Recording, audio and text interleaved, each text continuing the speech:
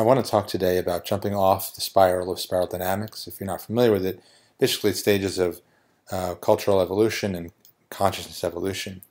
But if you look at what's happening is a lot of it in our lives in general, even if you're not into Ken Wilber and spiral dynamics, our lives in general are just about avoiding pain or getting pleasure.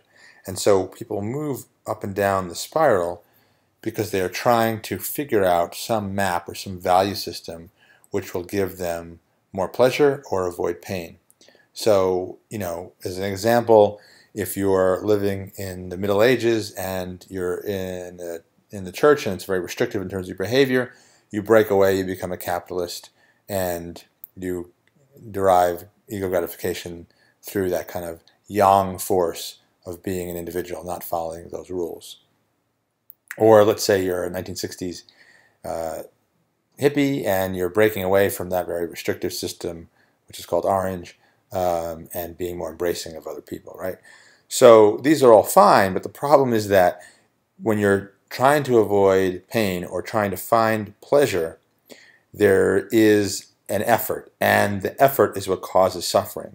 Because your focus is on getting pleasure or avoiding pain, you are only going to be able to have a temporary fix, because you'll get the pleasure or you won't. If you don't, you're not happy. If you do, you're just waiting for the moment when the pleasure is removed from you, or if you're not even waiting for it, it's removed from you without you expecting it, and then suddenly you're without pleasure.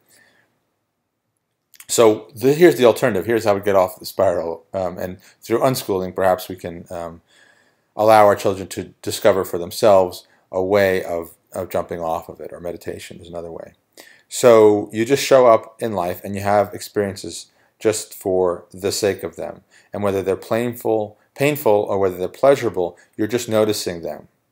So you come into the experience kind of empty-handed, and you leave the experience empty-handed. And everything you experience prior to that moment, even the most painful or the most pleasurable, is irrelevant.